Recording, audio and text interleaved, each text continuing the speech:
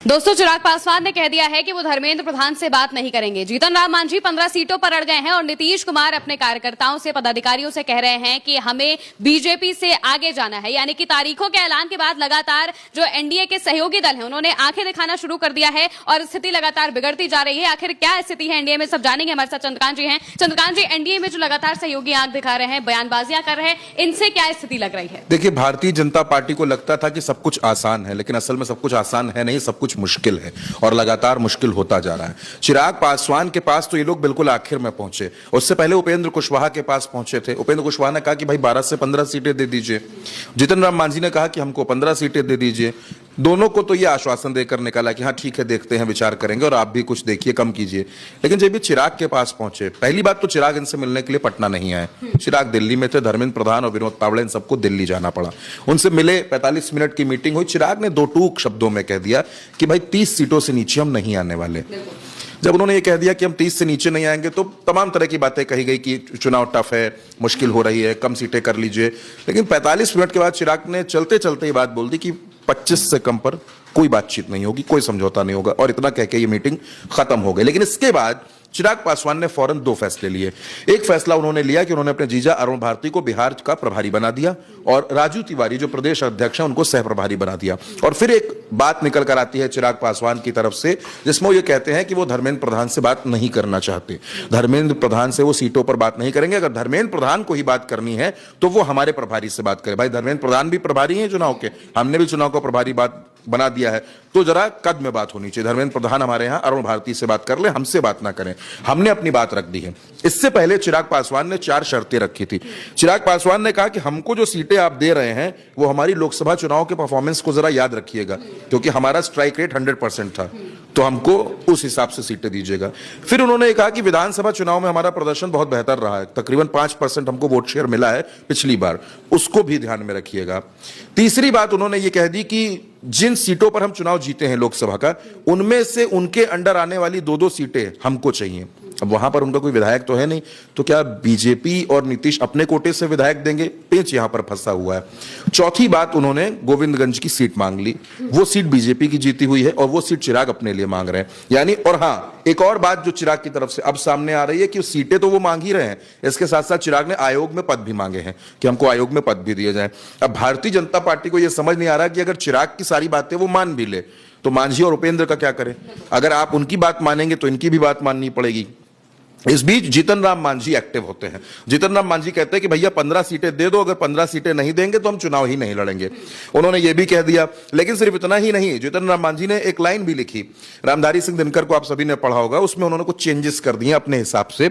जाहिर सी बात है, मैसेज उन्होंने बीजेपी को और नीतीश को दिया। वो लिखते हैं कि हो न्याय अगर तो आधा दो, यदि उसमें भी कोई बाधा हो तो दे दो केवल 15 ग्राम, जबकि दिनकर जी लिखकर गए थे 5 ग्राम। 15 ग्राम इसलिए लिखा है क्योंकि 15 सीटें मांग रहे हैं।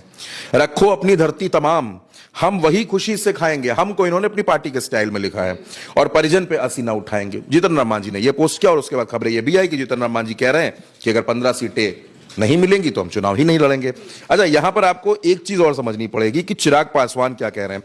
चिराग पासवान ने देखिए एक पोस्ट किया है, वो मैं आपको बताता हूं। चिराग पासवान ने लिखा कि पापा हमेशा कहा करते थे, जुर्म करो मत, जुर्म सहो मत, जीना है तो मरना सीखो, कदम कदम पर लड़ना सीखो। ये बात चिराग पासवान लिख रहे हैं। लेकिन अब आप जरा इन खबरों से भी घूम कर आ जाइए। पीके ने ऐसी खलबली मचा दी कि जीतन राम मांझी की पार्टी में इस्तीफे पर इस्तीफे हो गए, इस्तीफे हुए। इससे पहले आपको याद होगा चिराग पासवान की पार्टी में 128 नेताओं ने सामूहिक इस्तीफा दे दिया था। हाल ही में नीतीश कुमार की पार्टी के विधायक संजीव कुमार ने इस्तीफा दे दिया था। नीतीश कुमार कह रहे हैं कि 20% टिकट काटेंगे, बीजेपी कह रही है कि 20 से 25 टिकट हम खुद काटेंगे। अब आप समझ सकती हैं कि नाराजगी कहां पर ज्यादा है। एक कहावत हमारे यहां उत्तर प्रदेश में बहुत कही जाती है, बिहार के दर्शकों को भी सुननी चाहिए। हमारे यहां कहा जाता है, ज्यादा जोगी मठ उजाड़। तो ज्यादा जोगी जो है वो एनडीए में आकर खड़े हो गए हैं। चिराग, उपेंद्र, मांझी, नीतीश, भाजपा, और सबके अपने अपने सपने हैं, सबके बड़े बड़े सपने हैं। असल में एनडीए में घमासान मचा हुआ। चिराग का तो फोन भी स्विच ऑफ है, ये हम नहीं कह रहे, खबरें कह रही हैं। खबरें कह रही चिराग ने फोन बंद कर लिया, कह दिया कि भाई हम धर्मेंद्र प्रधान से बातचीत नहीं करेंगे, कोई बातचीत नहीं करेंगे। धर्मेंद्र प्रधान मंत्री हैं, नरेंद्र मोदी की सरकार के मंत्री हैं, नरेंद्र मोदी के करीबी हैं, बिहार के प्रभारी हैं, आप उनसे बात ही नहीं करेंगे? हम सीट शेयरिंग पर उनसे बात ही नहीं करेंगे। जीतन राम मांझी कह रहे हैं कि 15 सीटें दो तो दो, वरना हम चुनाव ही नहीं लड़ेंगे। अब अगर आप चिराग और मांझी के वोट शेयर को जोड़ लेती हैं तो वो vote share Bharatiya Janata party का सीधे सीधे नुकसान कर रहा है। उसको बीजेपी कैसे मैनेज करेगी वो बीजेपी जाने। लेकिन यहां पर एक और बात जो बड़ी इंपॉर्टेंट है, नीतीश कुमार ने एक मीटिंग बुलाई थी। उस मीटिंग में उन्होंने अपने नेताओं से और जो तमाम प्रत्याशी विधायक आए थे उनसे कहा कि भैया इस बार भारतीय जनता पार्टी से आगे जाना है। अब भारतीय जनता पार्टी से आगे जाना है मतलब क्या है इसका? मतलब चिराग पासवान, मतलब नीतीश कुमार को अब वो 40-45 का आंकड़ा नहीं चाहिए। अब नीतीश कुमार को आंकड़ा चाहिए 70, 75, 80, 90 वाला, और 100 सीटों पर लड़कर वो उतना ले आएंगे। बिहार में जो आज की तारीख में जो चुनाव है बहुत फंसा हुआ चुनाव है। ऐसा नहीं है कि तेजस्वी बहुत कमजोर है, राहुल बहुत कमजोर है, बहुत मजबूती से वो गठबंधन चुनाव लड़ रहा है।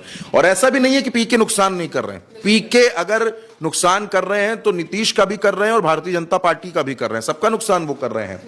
अच्छा, लोग ये भी कह रहे हैं कि चिराग पासवान ने खबरें खुलवा दी हैं बिल्कुल कि वो प्रशांत किशोर के साथ जा रहे हैं। भारतीय जनता पार्टी को और टेंशन हो गई है। कुल मिलाकर महिमा अगर आप देखिए तो बिहार में भारतीय जनता पार्टी, नीतीश और ये जो पूरा का पूरा गठबंधन है ये अब सीटों को लेकर फंसा हुआ है। कहा जा रहा था कि जैसे ही चुनाव की तारीखों का ऐलान हो जाएगा, ऑल सेट ऑल डन, हम सब ऐलान कर देंगे। लेकिन आप सोचिए, चुनाव की तारीखों का ऐलान हुए भी कितने घंटे बीत चुके हैं, मीटिंग पर मीटिंग चल रही है, बुके दिए जा रहे हैं, लेकिन चेहरों पर मुस्कुराहट नहीं है क्योंकि सीट शेयरिंग हो नहीं पा रही है। भारतीय जनता पार्टी और नीतीश के लिए आज की तारीख में ये 3 नेता, उपेंद्र, जीतन राम और चिराग पासवान, ये मुश्किल बन गए हैं क्योंकि आप इनको 38 सीटों पर निपटाना चाहते हैं और ये 38 सीटें लेकर के आपके साथ किसी भी कीमत पर नहीं रहेंगे। और एक और बात जो मैं कहना चाहता हूं, तमाम पॉलिटिकल खबरों को कवर करते हुए तमाम इलेक्शन, क्योंकि मैंने बिहार में 2015 का चुनाव भी देखा है, 2020 का चुनाव भी देखा है और प्रॉपर उसको कवर भी किया है, तो मैं आपसे ये कह सकता हूं कि इन नेताओं का जितना अपमान होगा, चिराग का, मांझी का, उपेंद्र का, उतना बड़ा नुकसान भाजपा और जेडीयू को उठाना पड़ेगा। बिल्कुल, यानी कि जो एनडीए में सीट शेयरिंग है वो पूरी तरह से फंस चुकी है। जिस तरीके से चिराग के तेवर हैं, जिस तरीके से जीतन राम मांझी खुद पोस्ट करके ऐसी बातें लिख रहे हैं, इससे साफ पता चल रहा है कि आखिर जो सुई है वो अभी तक अटकी हुई है। मीटिंग पे मीटिंग होती जा रही है लेकिन नतीजा कुछ भी नहीं निकल पा रहा है। बार बार धर्मेंद्र प्रधान पटना आ रहे हैं लेकिन कोई भी बात नहीं बन पा रही है। अब देखना होगा कि आखिर सीट शेयरिंग कब तक होती है, क्योंकि चुनाव के ऐलान हो चुके हैं और बस कुछ ही वक्त बचा है जब चुनाव हो जाएंगे। तो देखना होगा कि आखिर सीट शेयरिंग कैसे होती है। फिलहाल के मेरे साथ इस खबर में इतना ही। आप देखते रहिए उल्टा चश्मा न्यूज़।